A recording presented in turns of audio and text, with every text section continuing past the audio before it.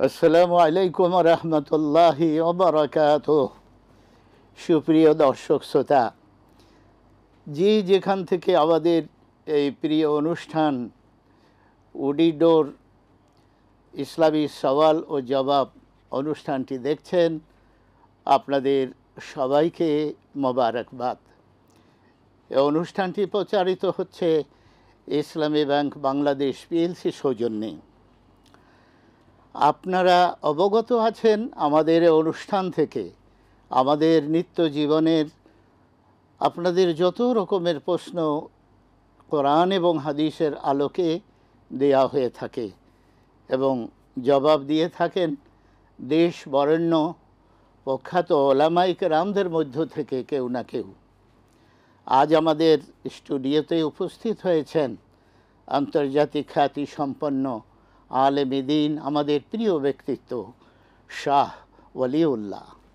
মোবারকবাদ আপনাকে। আসসালামু আলাইকুম ওয়া রাহমাতুল্লাহি ওয়া বারাকাতুহু। অনেক কষ্ট স্বীকার করে আমাদের শ্রোতাদের প্রশ্নের জবাবের জন্য আপনি উপস্থিত হয়েছেন, আপনাকে অনেক অনেক মোবারকবাদ। ওয়া ইয়াক, বারাকাল্লাহু ফীক। সুপ্রিয় দর্শক শ্রোতা, আপনারা সংক্ষিপ্ত প্রশ্ন করবেন, যে কোনো বিষয়ে প্রশ্ন করবেন, টেলিভিশনের ভলিউম কমিয়ে রাখবেন।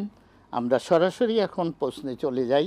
কে অপেক্ষায় আছেন? বিসমিল্লাহির রহমানির রহিম। আসসালামু আলাইকুম রহমতুল্লাহ।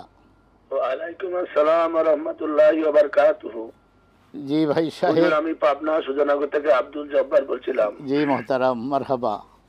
জি, বলুন আপনার। ভালো লাগছে আপনাকে দেখে এবং শায়েখ যিনি আছেন ওনার কথাও খুব ভালো লাগে। জি জি জি আমার ছোট্ট ছোট্ট কয়েকটি প্রশ্ন আছে। জি। প্রথম প্রশ্ন, যদি আমি বলে গেছি সহজ জিনিস। প্রথম হচ্ছে ওযুর কোন ফরজ ছুটে গেলে নামাজ হয় কিনা, জি এবং ওযুর ফরজ করে শায়েখের মুখ থেকে শুনবো। আর ওযুর ফরজ ছুটে গেলে নামাজ হয় কি না, এক নম্বর। জি। আর দুই নম্বর প্রশ্ন হচ্ছে নামাজ কবুল তিন ব্যক্তির হয় না শুনছিলাম, এই ব্যক্তিরা কারা আমি বলে গেছি, তাও তিন ব্যক্তির নামাজ কবুল হয় না, ইনশাআল্লাহ শায়েখ বলবেন। স্বপ্ন, নবীকে যে অনেকে স্বপ্ন দেখে বলে, আসলে কিভাবে বুঝতে পারে যে উনি প্রিয় নবী হযরত মুহাম্মদ সাল্লাল্লাহু আলাইহি সাল্লাম? আমরা তো তাকে দেখি নাই। আর সংক্ষেপে চার নম্বর প্রশ্ন হচ্ছে বিয়ে করা। আমার প্রথম স্ত্রী হুজুর মারা গেছে, দোয়া করবেন, 1 বছর হলো। আমার দ্বিতীয় বিয়ে করা ফরজ বা সুন্নত বা মুস্তাহাব বা কিংবা ফরজ বা এর ভিতর পড়ে কিনা, এই আর কি। আসসালামু আলাইকুম। জি মোহতারাম, আপনার জবাব নিন, আমরা সবাই উপকৃত হব ইনশাআল্লাহ। মোহতারাম, অজুর ফরজ ছুটে গেলে কি নামাজ হবে কিনা এবং ফরজ কয়টি? আলহামদুলিল্লাহ ওয়াসসালাতু ওয়াসসালামু আলা রাসূলিল্লাহ ওয়া বা'দ। আকুলু ওয়া বিল্লাহিত তাওফীক। আল্লাহ সুবহানাহু ওয়া তাআলা কোরআনুল কারীমে আমাদের সবাইকে ঈমানদার যারা নারী পুরুষ মানুষ এবং জিন তাদেরকে বলেছেন, আউযু বিল্লাহি মিনাশ শাইতানির রাজীম, ইযা কুমতুম ইলাস সালাতি ফাগসিলু উজুহাকুম ওয়া আইদিয়াকুম ইলাল মারাফিকি ওয়ামসাহু বিরুউসিকুম ওয়া আরজুলাকুম ইলাল কাবাইন। আল্লাহ তাআলার আদেশ অনুযায়ী অজুর ফরজ ধারাবাহিকভাবে 4টা। 1 নাম্বার মুখমণ্ডল ধৌত করা, ফামসাহু বিউজুহিকুম। 2 নাম্বার ওয়া আইদিয়াকুম ইলাল মারাফিক, কনুই পর্যন্ত 2 হাত। 3 নাম্বার ওয়ামসাহু বিরুউসিকুম, মাথা মাসে করা। 4র্থ ওয়া আরজুলাকুম ইলাল কাবাইন, পায়ের টাকনু সহ 2 পা ধৌত করা। এই জন্য আমাদের সাবকন্টিনেন্টে আমরা হানাফি মাযহাব ফলো করি। হানাফি মাযহাব অনুযায়ী ব্যাপকভাবে এটা প্রচারিত যে 4টি ফরজ হলো অজুর: মুখমণ্ডল ধৌত করা, 2 নাম্বার কনুই পর্যন্ত 2 হাত ধৌত করা, 3 নাম্বার মাথা মাসে করা, 4 নাম্বার 2 পা টাকনু সহ ধোয়া। কিন্তু হাম্বলি মাযহাবে অজুর ফরজ 5টা। পঞ্চম হলো ধারাবাহিকতা রক্ষা করা। কারণ কেউ যদি আগে পা ধুইল, তারপরে হাত ধুইল, তারপরে মাথা মাসে করলো, তারপরে মুখ ধুইল, অজু হবে না। কারণ আল্লাহ তাআলা যেভাবে ধারাবাহিকভাবে বলেছেন তারা এটাকে ফরজ বলেছেন হাম্বলি মাযহাব অনুযায়ী। তো এখন যেহেতু জ্ঞান অনেকটা ওপেন, তাই বলে দেয়া আর কি। সুতরাং অজুর ফরজ কোরআনুল কারীমের 4টা, কিন্তু ফুকাহারা বিশেষ করে হাম্বলি মাযহাবের উলামারা বলেছেন পঞ্চম ফরজ হলো ধারাবাহিকতা রক্ষা করা। তো এটা হানাফি মাযহাবেও আমরা বলি ধারাবাহিকতা রক্ষা না করলে অজু হবে না। অজু না হওয়ার কারণের মধ্যে একটা, কেউ যদি ধারাবাহিকতা রক্ষা না করে।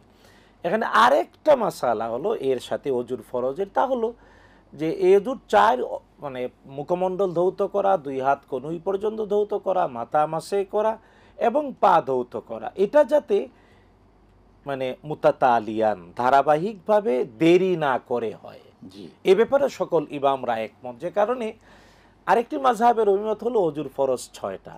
ফরজ 6 নাম্বার কি?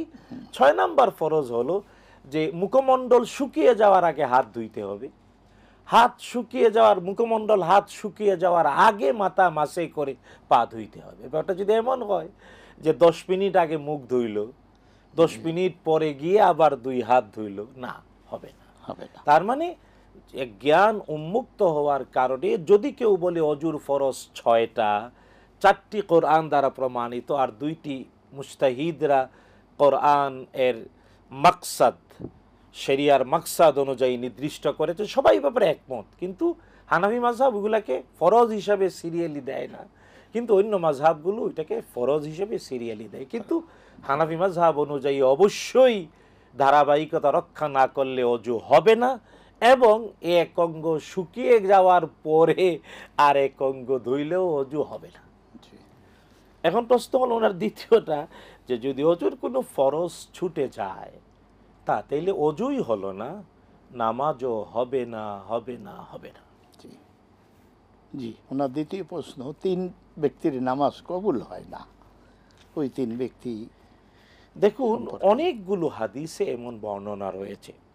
দেখুন, নামাজ কবুল, ইবাদত আল্লাহ কবুল করেন না প্রথম যে ব্যক্তি, তা হলো যার রিজিক পরিচ্ছন্ন না, সুবহানাল্লাহ। যার খাদ্য হালাল না, তার সালাত আল্লাহ কবুল করে।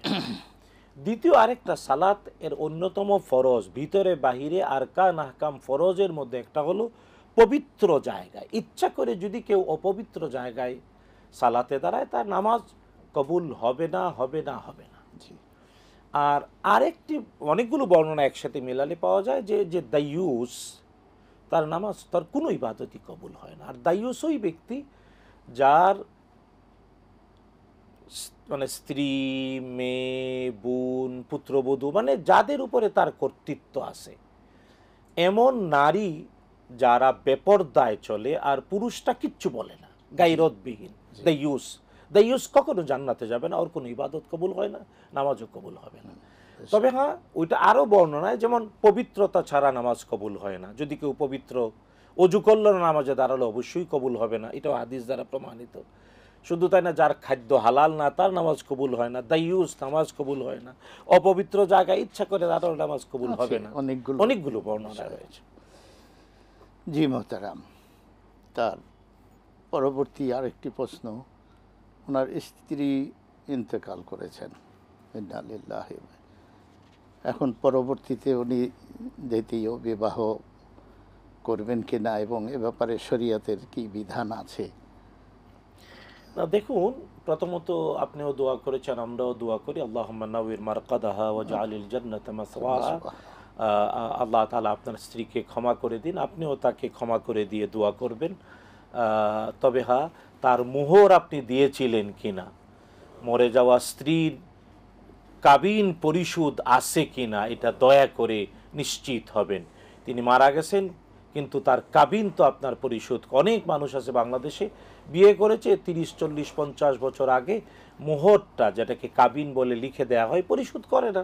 এটা ফরজ, ফরজ, ফরজ।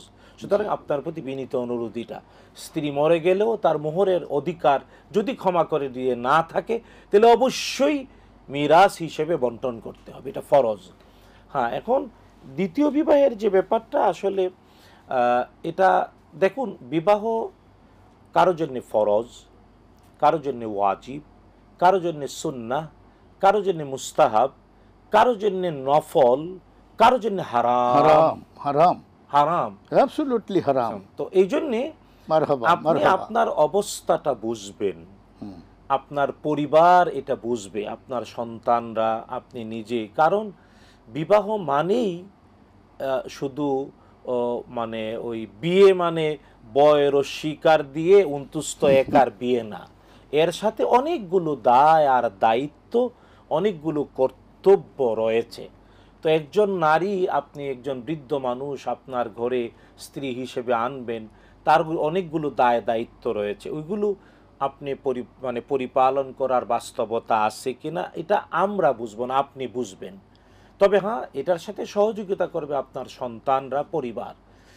কোনো কোনো ক্ষেত্রে একজন বয়োবৃদ্ধ মানুষ যাকে আর সাহায্য করার, খেদমত করার নাতি নাতনি, ছেলে মেয়ে কেউই নাই, তার জন্য তো আসলে একজন সঙ্গিনী দরকার, নাহলে চলবে কেমন? এমন এক আছে, আমাদের অনেক পরিচিত স্বজন আছে, আমাদের এক বড় ভাই আছে যে তার বেগম সাহেব আল্লাহ নিয়ে গিয়েছেন, আল্লাহ তাকে ক্ষমা করে দিন, কিন্তু তার একটা ছেলে অস্ট্রেলিয়ায়, আরেকটা মেয়েও বিয়ে হয়ে গিয়েছে। আমরা উদ্বুদ্ধ করেছি বিয়ে করেন, কারণ সে চলবে কেমনে, ঘরে একা পরে থাকতে হয়, একা, ছেলে অস্ট্রেলিয়াতে, মেয়েও শ্বশুর বাড়িতে, তো উনি একা কি করবে? তো এই জন্যে হ্যাঁ, এই সমস্ত ক্ষেত্রে আবার পরিবারের ছেলে মেয়ে কখনো বেঁকে বসে, আবার অনেক সময় যারা বিয়ে করতে চান তারা অনেক সময় মনে করেন না আমি একটু অল্প বয়সের বিয়ে করব, মধ্য বয়সের বিয়ে করব, অথবা সন্তানবিহীন বিয়ে করব, অথবা সন্তানওয়ালা বিয়ে করব। এই তো অনেকগুলো রুচি, অনেকগুলো বিষয় থাকে। টোটাল ব্যাপারটা হলো আপনি আপনার পরিবার, আপনার ছেলে মেয়ে আলোচনা করে, অবশ্যই গোপনে নয়, অবশ্যই পরিবারের কাউকে উত্ত্যক্ত করে নয়, পর্যালোচনায় সুন্দর করে, যদি সত্যি সবাই বলে, তাইলে উপযুক্ত একজন যার দায় আপনি নিতে পারবেন, যার যার যার হক আদায় করতে পারেন। কারণ স্ত্রীর হকের অনেকগুলো বিষয় আছে, শারীরিক হোক, আর্থিক হোক, মানসিক হোক, তো অনেক ব্যাপার আছে যেগুলো আপনি বুঝবেন আপনি কতটুকু দায় পালন করতে পারেন, এর ভিত্তিতে আগাবেন। মূলত দ্বিতীয় বিবাহ এটা ইসলাম অনুমোদন করেছে অবশ্যই। শুধু তাই না, একজন স্ত্রী থাকা সত্ত্বেও পুরুষ দ্বিতীয়, তৃতীয়, চতুর্থ বিবাহ পর্যন্ত করতে পারে, একসাথে 4 জন স্ত্রী পুরুষ রাখতে পারে, কিন্তু কন্ডিশনাল, এই কন্ডিশনগুলো ফুলফিল করতে হবে। আল্লাহ তৌফিক দিন। বারাকাল্লাহু ফিক।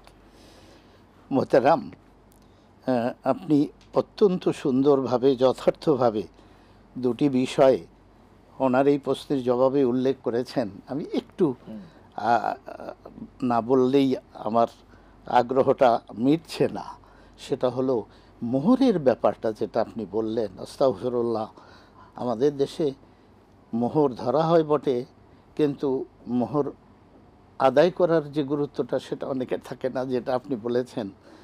আর এই যে দ্বিতীয় তৃতীয় বিবাহের ব্যাপারে যে একটা আজে বাজে মতামত, কথাবার্তা সমাজে প্রচলিত আছে, আপনি দুটি বিষয়ে সুন্দরভাবে যে প্রসঙ্গত আরেকটু জিনিস বলেছেন, যেহেতু বললেন মোহরের ব্যাপার, আল কোরআন আল কারীমে আল্লাহ সুবহানাহু, আমি যেটা বিবাহ পড়াতে গেলে বলি, আল্লাহ সুবহানাহু ওয়া তাআলা সালাত ফরজ করেছেন, ফরজ শব্দ বলেন নাই, বলেছেন আকিমুস সালাহ। রোজা ফরজ করেছেন, ফরজ শব্দ বলেন নাই, বলেছেন কুতিবা আলাইকুমুস সিয়াম। হজ ফরজ করেছেন, ফরজ শব্দ বলেননি, বলেছেন ওয়াতিমুল হজ্জ ওয়াল উমরাতা লিল্লাহ। কিন্তু নববর বিয়ে বসবে, নববধূ বিয়ে করবে, ফরজ শব্দ দিয়ে কোরআন আল কারীমে 4 বার 4 আয়াতে আল্লাহ ফরজ শব্দ দিয়ে মোহর বলেছেন। কাদ আলিমনা মা ফারাদনা আলাইহিম ফি আজওয়াজিহিম, ফরজ শব্দ দিয়ে। সুতরাং আল্লাহ তাআলা যেখানে ফরজ শব্দ দিয়ে বললেন, মোহরটা ফরজ। শুধু তাই না, রাসূলুল্লাহ সাল্লাল্লাহু আলাইহি ওয়াসাল্লাম সতর্ক করেছেন কিয়ামতের কঠিন দিনে কিছু পুরুষ বেবিচারী হিসেবে সাহাবায়ে কেরাম বলছে, ইয়া রাসূলুল্লাহ, কারা ওরা? নবীজি বললেন, ওরা তারা যারা বিবাহ করেছে, ইজাব কবুল হয়েছে, সাক্ষী ছিল, কিন্তু মোহরটা ফরজ হিসেবে গ্রহণ করে নাই, আদায় করে। তারা কিয়ামতে বেবিচারীর কাতারে উঠবে, নাউযুবিল্লাহি মিন যালিক। সুতরাং সতর্ক হওয়া উচিত। মাশাআল্লাহ। আমরা আরেকটি প্রশ্ন নেই, কি অপেক্ষায় আছেন? আসসালামু আলাইকুম ওয়া রাহমাতুল্লাহি ওয়া বারাকাতুহু। ওয়া আলাইকুম আসসালাম ওয়া রাহমাতুল্লাহি ওয়া বারাকাতুহু। জি মোহতারাম, কে কোথা থেকে কি জানতে চাচ্ছেন? আমি খুলনা থেকে বলছি, মোহাম্মদ। আমি জানতে চাচ্ছি যে ইমামের পিছনে জামাতের নামাজ পড়ার সময় সূরা ফাতিহা পড়া কি বাধ্যতামূলক? আর জি। সূরা ফাতিহার সঙ্গে বা অন্য সূরা পড়া কি বাধ্যতামূলক? এটা আমি একটা মহাতামের কাছে শুনেছি যে উনি বলেছেন যে সূরা ফাতিহার সঙ্গে অন্য সূরা মিলা পড়লে হবে। কিন্তু আমার প্রশ্ন সেটা না, আমার প্রশ্ন হলো সূরা ফাতিহা কি ইমামের পিছনে পড়া বাধ্যতামূলক কিনা। আচ্ছা, আমার 2 নম্বর প্রশ্ন, আমার ছোট ছেলের নাম শেখ আব্দুল্লাহ আর নাফি, আমরা তাকে নাফি বলে ডাকি। এই নাফি বলে ডাকাতে এর মধ্যে কোনো গুনাহ টুনা হবে কিনা? যেহেতু নাফি তো আল্লাহর একটা নাম আর কি। নাসের, গুড, ইনশাআল্লাহ আপনার প্রশ্নের এটা আর 3 নম্বর প্রশ্ন, আমি হুজুর যেটা বললেন যে হুজুর ফরজ 4টি, এটা কোরআনে আমরা পাই, কিন্তু হুজুর যে বললেন যে ওলামা ইকরামগণ বলছেন যে হুজুর ফরজ 5টি, মানে ধারাবাহিকতা তো এটা অর্থ এই নয় যে এটা হুজুর ফরজের মধ্যে পড়বে। এটা যাই তো হোক, আমাদের এটা নিজের এটা একটা এটা উনি ব্যাখ্যা ধারাবাহিকতা, করেছেন, আমরা এটা কারো কারো মতামত, তারা তো জানি এটা নিয়ে আর আমরা। এখন এটাকে হুজুর ফরজ 5টি বললে কিন্তু ভুল হবে কি হবে, আমার যেটা মনে হয় আর কি। জি জি জি, আমরা এই মহতারাম, আমরা একটু ব্রেকে যাচ্ছি। সুপ্রিয় দর্শক শ্রোতা, আমরা ছোট্ট একটি বিজ্ঞাপন বিরতিতে যেতে হচ্ছে। আমরা কিছুক্ষণের মধ্যেই ফিরে আসবো ইনশাআল্লাহ। এরপরে আমরা আমাদের খুলনার ভাইয়ের প্রশ্নগুলোর জবাব শুনবো। আসসালামু আলাইকুম রহমতুল্লাহ। সুপ্রিয় দর্শক শ্রোতা, আমরা আবারও ফিরে এলাম আমাদের প্রিয় অনুষ্ঠানে। আরএফএল উডি ডোর প্রেজেন্টস ইসলামী সওয়াল ও জবাব, powered by Islami bank Bangladesh পিএলসির সৌজন্যে। আমরা আসুন আবারও আমাদের এক ভাই যে প্রশ্ন করেছিলেন তার আগের একটা প্রশ্ন রয়ে গিয়েছে, জি। স্বপ্নে রাসূল সাল্লাল্লাহু আলাইহি ওয়াসাল্লামকে দেখা বা কিভাবে বুঝবে। জি, তো মোহতারাম এখনই উত্তর দেবেন। আগের ভাইয়ের আরেকটি প্রশ্নের উত্তর যেটা বাকি ছিল সেটা উনি প্রথমে দিয়ে পরে আরেক ভাইয়ের যে প্রশ্ন আছে আমরা সেই প্রশ্নগুলো শুনব। দেখুন, স্বপ্নে রাসূলুল্লাহ সাল্লাল্লাহু তাআলা আলাইহি ওয়াসাল্লামকে দেখতে পাওয়া সৌভাগ্য, তো আল্লাহ তাআলা আমাদের সবাইকে সৌভাগ্য মঞ্জুর করুন। আমিন। আর হ্যাঁ, রাসূলুল্লাহ সাল্লাল্লাহু আলাইহি ওয়াসাল্লামকে স্বপ্নে দেখার জন্য তার সুন্নাহর উপরে পাবন্দ হতে হয়। আল্লাহর ইবাদতগুলো যথাযথ করে নফল ইবাদত বেশি করার চেষ্টা করতে হয় এবং সুন্নাহর উপরে 100% চলার চেষ্টা করতে হয়। যে যত বেশি বিশ্বনবী সাল্লাল্লাহু আলাইহি ওয়াসাল্লামের জীবন আদর্শকে নিজের জীবনে চাল চলনে পরিবারে গ্রহণ করে, হ্যাঁ, আর দুরূদ শরীফ বেশি বেশি পড়ে, সে স্বপ্নে দেখতে পায় মুহাম্মাদুর রাসূলুল্লাহ সাল্লাল্লাহু আলাইহি ওয়াসাল্লাম। প্রশ্ন হলো কিভাবে বুঝবে তিনি রসুল? এটা আল্লাহ নিজে কোরআন আল কারীমের জবাব দিয়েছেন। আল্লাহ তাআলা মুহাম্মদ সাল্লাল্লাহু আলাইহি ওয়াসাল্লামকে আদেশ করেছেন, কুল ইন্নী রাসূলুল্লাহি ইলাইকুম জামিআ। নবী হে, আপনিই বলুন, হে মুহাম্মদ সাল্লাল্লাহু আলাইহি ওয়াসাল্লাম, আপনিই বলুন, আমি তোমাদের সবার কাছে প্রেরিত আল্লাহর পক্ষ থেকে রসুল। এই জন্যে স্বপ্নে যখনই কেউ রসুল সাল্লামকে দেখবে, নবীজি নিজেকে নিজে পরিচয় করাবেন। সন্দেহ, উনি মনে রসুল, মনের সন্দেহ থেকে হবে না, অন্য কেউ বললেও না, বরং আল্লাহর আদেশ হিসেবে বিশ্বনবী সাল্লাল্লাহু আলাইহি ওয়াসাল্লাম তার যতদিন পৃথিবীতে বেঁচে ছিলেন তিনি নিজেকে নিজে দাবি করেছেন, আমি আল্লাহর রসুল। সবাইকে বলেছেন, ইন্নী রাসূলুল্লাহ ইলাইকুম, আমি তোমাদের সবার জন্য আল্লাহর পক্ষ থেকে প্রেরিত রসুল। তাই স্বপ্নে দেখলেও বিশ্বনবী সাল্লাল্লাহু আলাইহি ওয়াসাল্লাম নিজেকে পরিচয় দেবেন।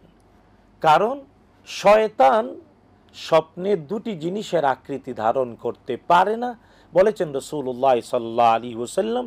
একটি হলো কাবাগর। কাবাগর যদি কেউ স্বপ্নে দেখলো, সত্যি কাবা দেখলো, শয়তানি আকৃতি ধারণ করতে পারে না।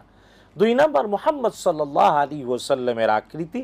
শর্ত হলো রাসূল সাল্লাল্লাহু আলাইহি ওয়াসাল্লাম নিজে বলবেন আমি আল্লাহর রসুল, অন্য কেউ বললে হবে না। আল্লাহ তাআলা বুঝার তৌফিক দিন। মাশাআল্লাহ, মাশাআল্লাহ। জি মোহতারাম, পরবর্তী ভাইয়ের প্রশ্ন ছিল ইমামের পিছনে সূরাতুল ফাতিহা পড়ার বিষয়টা। দেখুন, ইমামের পিছনে সূরাতুল ফাতিহা পড়ার ব্যাপারে 3টি অভিমত। 1 নাম্বার হলো যে আসলে প্রত্যেক ব্যক্তি তার নিজের সালাত নিজে কায়েম করে, আদায় করে, ইমাম কেবল শৃঙ্খলা বিধান করে। তাই নামাজে তাকবীর যেমন প্রত্যেক মুক্তাদি, ইমাম আল্লাহু আকবার বলল, মুক্তাদিকে আল্লাহু আকবার বলা ফরজ। ইমাম সামি আল্লাহু লিমান হামিদা বললেন, মুক্তাদি অবশ্যই রব্বানা লাকাল হামদ বলবে, নাইলে এক রুকন থেকে আরেক রুকনে যাওয়ার ফরজ আদায় হবে না। ইচ্ছা করে যদি কেউ না বলে নামাজ হবে না, আর এটা জানতে হবে নামাজের এটা ফরজ। ঠিক এমনি করে রুকুর তসবিহ, সেজদার তসবিহ, আত্তাহিয়াতু, দুরূদ শরীফ নিজেকে পড়তে হয়, ইমামে পড়লে তো হচ্ছে না। এই জন্য এই মতটা অনেকগুলো বিশুদ্ধ দলিলে প্রমাণিত।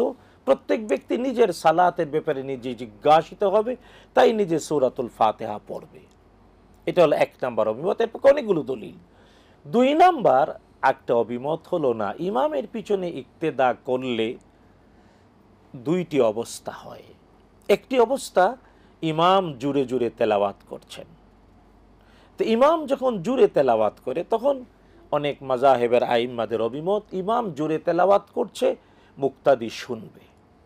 জুড়ে তেলাওয়াত করছে, তাই ইমামের তেলাওয়াতটা শুনবে।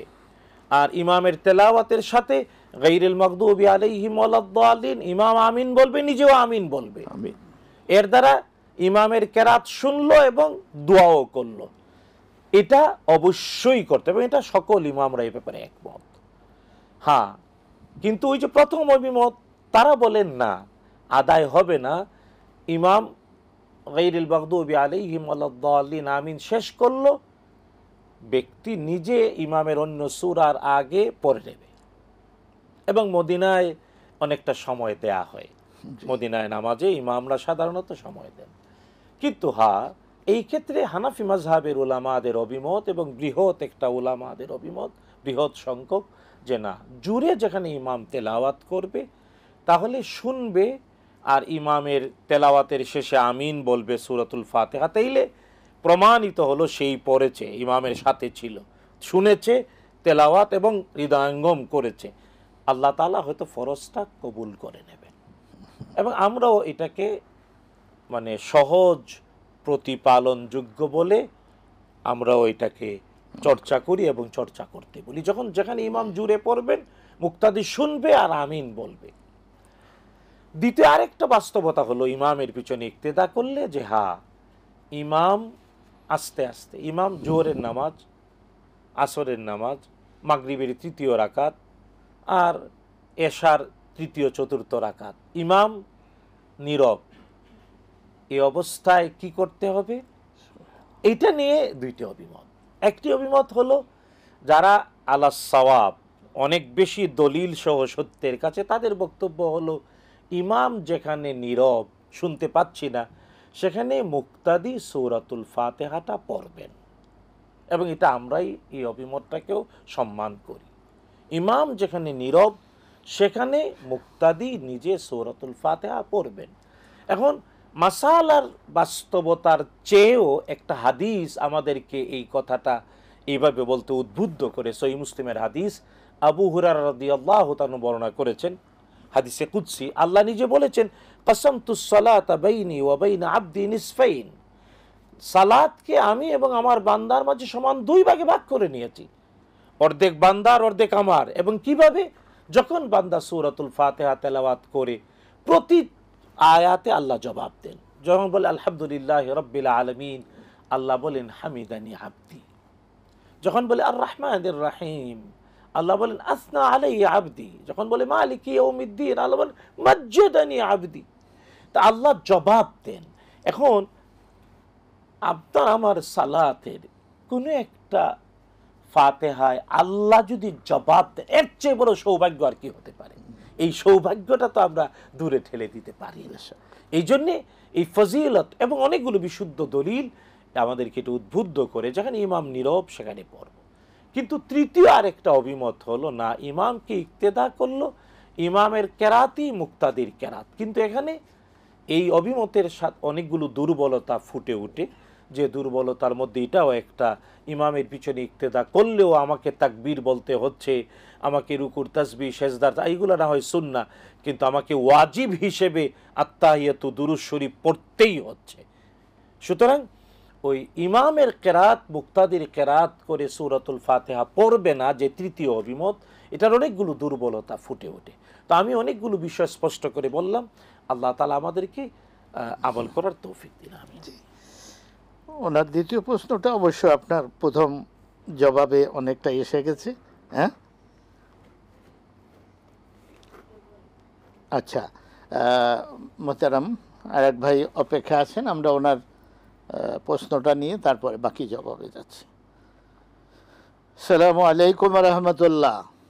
ওয়ালাইকুম আসসালাম ওয়া রাহমাতুল্লাহি ওয়া বারাকাতুহু। জি, আমি সিলেট ক্যাডেট কলেজ থেকে মাহফুজা বেগম বলছি। মাশাআল্লাহ, বলুন আপনার কি জানার আছে?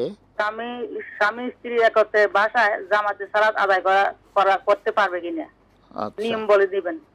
আর দুজনে জামাত হবে কিনা, দুইজন। জি আরেকটা প্রশ্ন, জি জি লা ইলাহা ইল্লাল্লাহু ওয়াহদাহু লা শারীকা লাহু লাহুল মুলকু ওয়া লাহুল হামদু ওয়া হুয়া আলা কুল্লি শাইইন কাদির। এই দোয়াটা 5 ওয়াক্ত সালাতের কোন সালাতের পর কতবার পড়ব? জি, আর কোনো প্রশ্ন? না, প্রশ্ন নেই। জি জি, আসসালাম। আলাইকুম আসসালাম। মোহতারাম, আমরা ছোট্ট একটি বিজ্ঞাপন বিরতিতে যাচ্ছি। আবারও আমরা অল্প কিছুক্ষণের মধ্যেই ফিরে আসবো ইনশাআল্লাহ। আপনারা ততক্ষণ আমাদের সঙ্গে থাকুন। আসসালামু আলাইকুম রহমতুল্লাহ। সুপ্রিয় দর্শক শ্রোতা, আমরা ছোট্ট একটি বিজ্ঞাপন বিরতির পরে আবারও ফিরে এলাম আরএফএল অডিডোর প্রেজেন্টস ইসলামী সওয়াল ও জবাব, আমাদের প্রিয় অনুষ্ঠানে, যে অনুষ্ঠানটি powered by Islami bank Bangladesh PLC সৌজন্যে।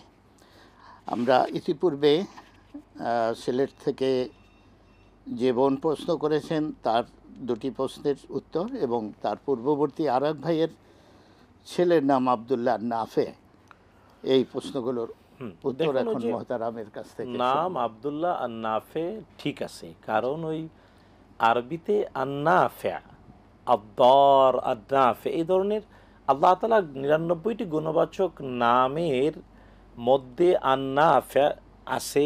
এই জন্য উনি বলছেন এটা এইভাবে ডাকা যাবে কিনা, আব্দার, আন্নাফে। তবে এই ক্ষেত্রে উসুলের কায়দা হলো হাকিকাত এবং মাজাজ। যেমন কোরআন আল কারীম আল্লাহ তাআলা তার নিজের পরিচয়ে বলছেন আল মালিক, আল কুদ্দুস, আসসালাম, আল মুমিন। তো আল মালিক আল্লাহর নাম, কিন্তু সৌদি আরবের বাদশার নাম আল মালিক সালমান।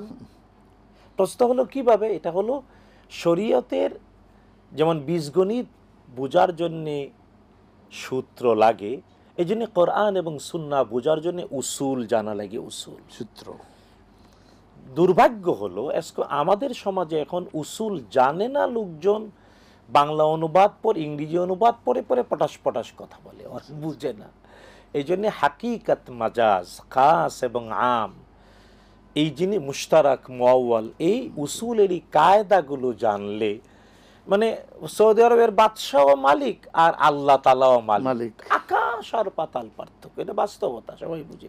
এই জন্যে আপনার ছেলের নাম নাফে, এতে অপরাধ নাই ডাকলে, কারণ হাকিকত চূড়ান্ত নাফে আল্লাহ তাআলা, আর আল্লাহর দেয়া ক্ষমতা বলে আপনার ছেলে যদি কাউকে উপকার করে করবে, নাইলে করতে পারবে না। সুতরাং এটা হলো হাকিকত এবং মাজাজ। শুধু তাই না, আম এবং খাস, এটা বীজগণিত করার জন্য যেমন সূত্র লাগে, কোরআন সুন্নাহ বুঝার জন্য উসুল লাগে। তো উসুল জানলে, যেমন আমাদের সমাজে মাওলানা শব্দটা, এই উসুল যারা জানে না ওরা এটা নিয়ে উল্টাপাল্টা করে, যে আল্লাহ নিজ আনতা মাওলানা ফানসুরনা আলাল কওমিল কাফিরিন। আরবিতে মুশতারাক অনেক শব্দ আছে, যেমন আল্লাহ তাআলা তার রাসূলের ব্যাপারে বলেছেন, মানে ওই যে লাকাদ জাআকুম রাসূলুম মিন আনফুসিকুম আজিজ, রাসূলকে আল্লাহ বলছেন আজিজুন আলাইহি মা আনিতুম হারিসুন আলাইকুম বিল মুমিনিনা রাউফুন রাহিম। আল্লাহ নিজে তার রাসূলকে বলেছেন রাউফ এবং রাহিম, অথচ আল্লাহর নামও তো 99টি গুণবাচক নাম মধ্যে স্পষ্ট আল্লাহ রাউফ এবং রাহিম, কিন্তু আল্লাহ নিজে তার রাসূলের ব্যাপারে বললেন। এগুলা মূর্খত্ব এতটা ছেয়ে গেছে আজকে। এই জন্যে আসলে বিনীতভাবে বলি যে কোরআন এবং সুন্নাহ বুঝার জন্যে টোটাল ব্যাপার জানতে হয়, উসুল জানতে হয়। তাহকিক করার যোগ্যতা থাকতে হয়, শুধু তাই না মাকাসেদ বুঝতে হয়। আল্লাহ তাআলা হেদায়েত নসিব করুন। সুতরাং বিশ্বনবী সাল্লাল্লাহু আলাইহি ওয়াসাল্লামকে আল্লাহ যেমন বলেছেন রাউফ, বলেছেন রাহিম, কিন্তু আল্লাহ হলেন আল্লাহ রাউফ, আল্লাহ এবং রাহিম। কিন্তু রাসূল সাল্লাল্লাহু আলাইহি ওয়াসাল্লাম আল্লাহর দেয়া ক্ষমতা বলে, এবং এই জন্যই নবীকে আল্লাহ বলেছেন ওমা আরসালনাকা ইল্লা রাহমাতাল লিল আলামিন। সুতরাং আপনার ছেলের নাম নাফে, কোনো সমস্যা নেই। জি জি। এরপরে সিলেটের বোন, তিনি জানতে চাইছেন স্বামীর পিছনে তিনি সালাত আদায় করতে পারবেন কি না। হ্যাঁ, আপনি তো জবাব দিয়েই ফেলেছেন। মূলত হলো স্বামী স্ত্রী ঘরে জামাতে সালাত আদায় করা যাবে কিনা। হ্যাঁ, এই ক্ষেত্রে উচিত হলো স্ত্রী দাঁড়াবেন পিছনে, স্বামী দাঁড়াবেন আগে। আর জানা উচিত নারী একাই একটা সফ, আর পুরুষ একজনে সফ হয় না, মিনিমাম 2 জন লাগে। তবে এই ক্ষেত্রে আবার এটাও জানা উচিত শুধুমাত্র স্বামী স্ত্রী, ঘরে আর কেউ নাই, তাইলে অবশ্যই জামাতে নামাজ পড়বেন, স্ত্রী দাঁড়াবেন পিছনে, স্বামী আগে দাঁড়িয়ে ইমামতি করবেন। তবে কিছু ফুকাহায়ে কেরামের বক্তব্য হলো কেবল একজন পুরুষ আর একজন নারীতে যে জামাত হয়, এই জামাতটা হয় নাকেস, মানে অপূর্ণাঙ্গ, কিন্তু জামাতের সব আল্লাহ দেবেন। কিন্তু শরীর বাস্তবতায় অন্তত 2 জন পুরুষ 1 জন নারী যদি হয়, 2 জন পুরুষ দ্বারা ছেলে বাবা পাশাপাশি দাঁড়ালো, আর ওদের মা বা স্বামীর স্ত্রী পিছনে দাঁড়ালেন, তাহলে জামাত পূর্ণ হয়ে গেল। মিনিমাম 2 জন পুরুষ 1 জন নারী, আর নারী সর্বাবস্থায় একা পিছনে দাঁড়াবে, তাইলে জামাত পূর্ণ হয়ে যায়। কিন্তু যদি একজন পুরুষ 1 জন নারী, অর্থাৎ স্বামী আর স্ত্রী, অথবা বাবা মেয়ে, অথবা ভাই বোন আছে না, অথবা মা আর ছেলে জামাত পড়তেছে, তাইলে মা পিছনে দাঁড়াবেন, স্ত্রী পিছনে দাঁড়াবেন, মেয়ে বা বোন পিছনে দাঁড়াবে, ইমাম সামনে দাঁড়াবে, এতে জামাতের সওয়াব হবে, কিন্তু জামাতটা হলো অপূর্ণাঙ্গ। জি জি মোহতারাম, ওনার আরেকটি প্রশ্ন, লা ইলাহা ইল্লাল্লাহু ওয়াহদাহু লা শারীকা লাহ, এই দোয়াটার ব্যাপারে উনি জানতে চেয়েছেন। মানে এটা প্রত্যেক সালাতের শেষে যখন আমরা সুবহানাল্লাহ, আলহামদুলিল্লাহ, আল্লাহু আকবার এই তাসবিহটা পড়ব, যে তাসবিহকে তাসবিহে ফাতেমিও বলা হয়, এই তাসবিহ পড়ার পরে নামাজের শেষে 100 পূর্ণ করার জন্য একবার পড়ব, অর্থাৎ 33 বার সুবহানাল্লাহ, 33 বার আলহামদুলিল্লাহ, 33 বার আল্লাহু আকবার, 100 পূর্ণ হবে লা ইলাহা ইল্লাল্লাহু ওয়াহদাহু লা শারীকা লাহু লাহুল মুলকু ওয়া লাহুল হামদু ওয়া হুয়া আলা কুল্লি শাইইন কাদির। এর বাহিরে আপনি আলাদাভাবে যতবার ইচ্ছা পড়তে পারেন।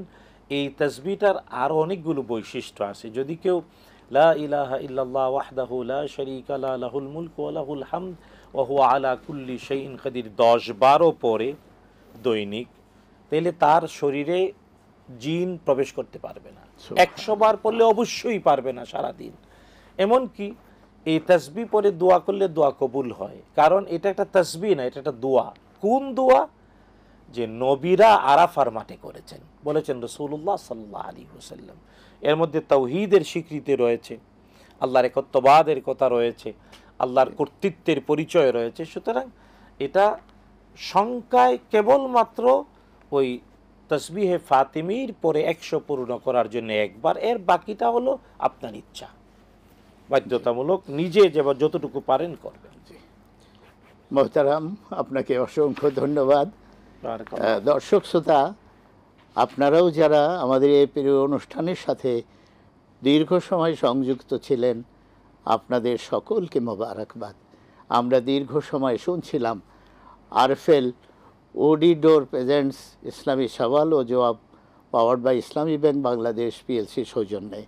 আমাদের এই অনুষ্ঠান থেকে আপনারা নিশ্চয়ই অবগত আছেন, শুধু নামাজ রোজা ওযু গোসলই নয়, আমাদের নিত্য জীবনের যত রকমের জিজ্ঞাসা কোরআন হাদিসের আলোকে আপনারা করবেন, এবং দেশ বরেণ্য ওলামায়ে কেরাম যারা, তারা এর সঠিক জবাব দিবেন। আমরা সবাই তাতে উপকৃত হব।